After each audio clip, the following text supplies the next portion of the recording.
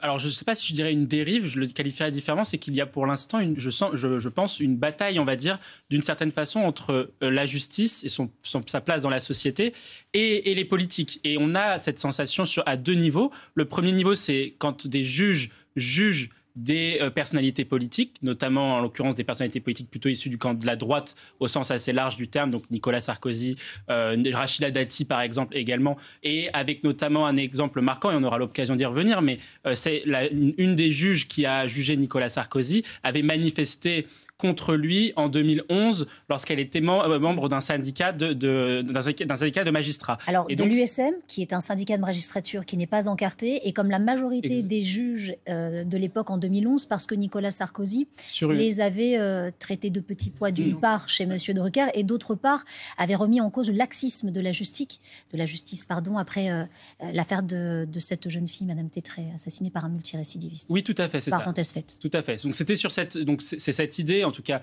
je ne dis pas que Nicolas Sarkozy dit, et il ne le dit pas d'ailleurs, il n'attaque pas les juges dans son entretien dans le JDD, mais en tout cas, il y a cette idée, effectivement, dans une partie des responsables politiques de droite, que certains magistrats, en tout cas, sont moins bienveillants à l'encontre de personnalités politiques de droite. Et puis, un deuxième point aussi d'un point de vue politique, sur cette bataille un petit peu qu'il peut y avoir entre le monde de la justice et les politiques, c'est lorsque vous avez des juges, alors en l'occurrence ici du Conseil constitutionnel, qui censurent des projets de loi issus de faits proposés par des personnalités de droite ou des propositions de loi. On se souvient de la loi immigration de Gérald Darmanin lorsqu'il était ministre de l'Intérieur, ou plus récemment de la proposition de loi de Gabriel Attal sur la justice des mineurs. Et donc, en tout cas, cette idée que d'ici 2027, un des thèmes de l'élection présidentielle pourrait être justement le rôle des juges, sans prendre de parti sur est-ce qu'il faut plus qu'ils interviennent ou moins, mais le rôle des juges aujourd'hui dans le débat politique, notamment, et surtout avec cette idée que les Français ont la sensation qu'il y a de l'impuissance publique et que les juges pourraient y contribuer. Vous pensez que ça... responsable dans le climat actuel. Mathieu Hoc. Mais la difficulté quand même sur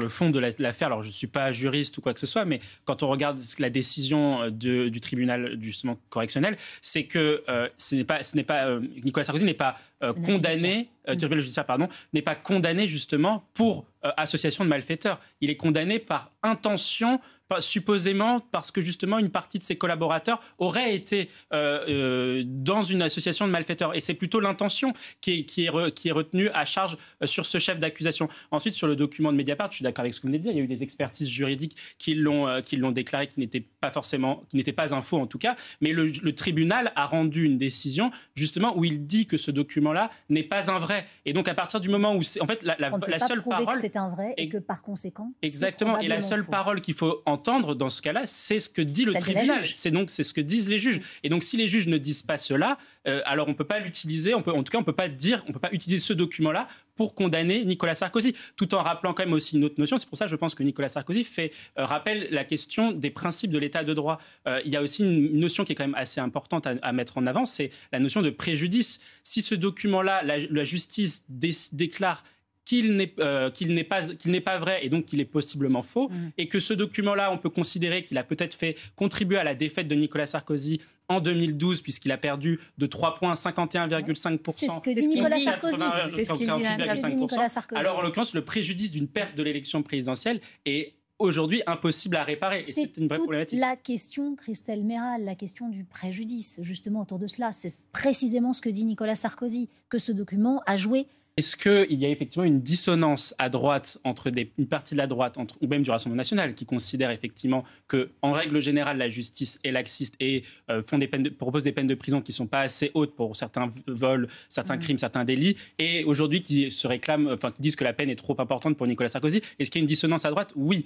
Est-ce qu'il y a une dissonance aussi d'une partie de la gauche, notamment de certains élus? Je me souviens de Manon Aubry qui a tweeté, etc., qui disent que c'est bien fait pour Nicolas Sarkozy d'une certaine façon, je mets des guillemets, que sur cette condamnation, alors qu'ils passent leur temps à expliquer que justement la prison, c'est pas le mal absolu, c'est dur, c'est difficile, les conditions de détention sont compliquées, et donc là se satisfont du fait que dans la condamnation d'un ancien président de la République et surtout de quelqu'un qui a 70 ans en prison, là il y a aussi une dissonance. Mais la question que je vais vous poser, c'est que vous parlez de populisme en disant que un climat, on va dire populiste de droite, en disant au gouvernement des juges, etc., crée des violences contre les magistrats qui sont effectivement insupportables.